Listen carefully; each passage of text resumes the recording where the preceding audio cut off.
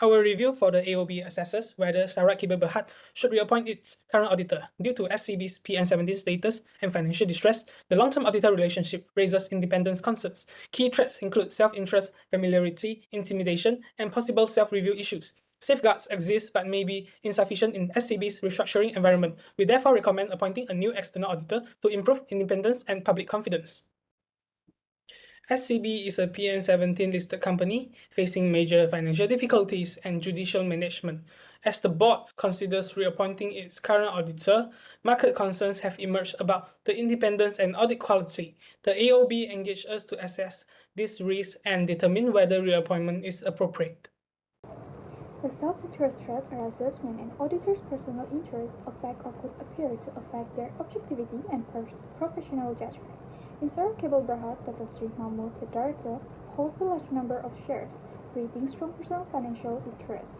This situation may pressure the auditor to present financial statements more favorably to protect the director's investment. The company was facing 343 million loss, going concern issues, bank restructuring. These financial issues create incentive to avoid negative reporting, which could risk delistings or investor confidence. Intimidation threat occurs when auditors feel pressured or threatened to change audit decision.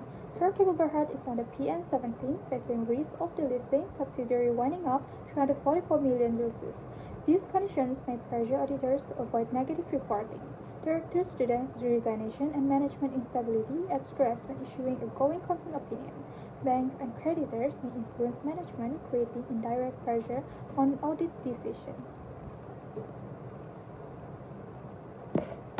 Self-review treats occurs when auditors review work they previously prepared. BKAAK2013 must audit complex impairment, subsidiary derecognitions, and large intercompany balance. List of auditing judgment previously influenced by management decisions. SCB had 2022 disclaimer of opinions by EY, increasing risk of reviewing flawed information. Familiarity treats assist when auditors have a close or long relationship with a client.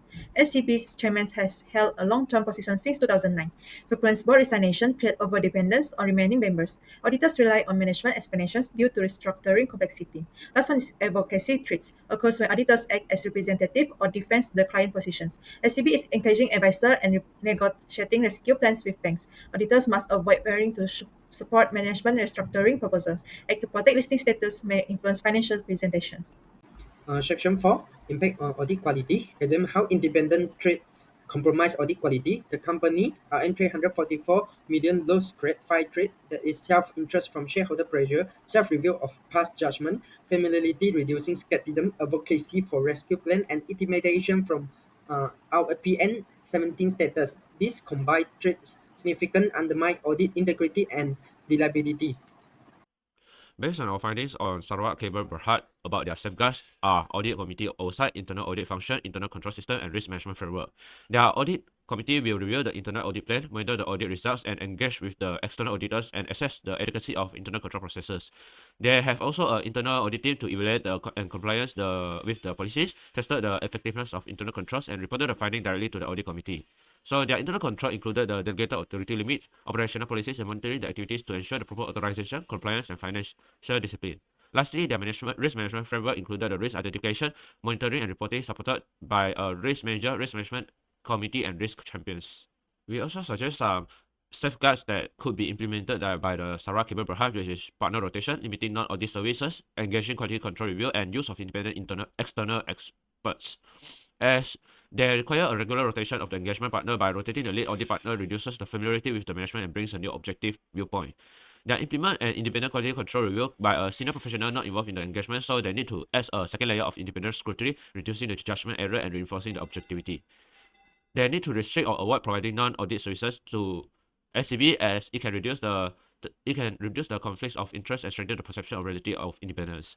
And they need to engage with third-party specialists like valuation experts or restructuring consultants that support the audit team in complex areas requiring the specialized technical knowledge. Okay, lastly, we also find some mitigation measures that are implemented by the Sarawak Cable Berhad, which is proper regularization plan, engagement of Malacca Securities as advisor, obtaining time extension from Bursa Malaysia, initiating asset revaluation and capital restructuring. As they implemented a proposed regularization plan as a mitigation measure, include asset revaluation, capital reduction, new share issues, and a scheme of arrangement to negotiate debt restructuring and restore its financial stability. They also appointed a Malacca Security as its principal advisor, placement agent, and underwriter. They are also obtained multiple deadline extension from Bursa Malaysia to finalize and submit its regularization plan.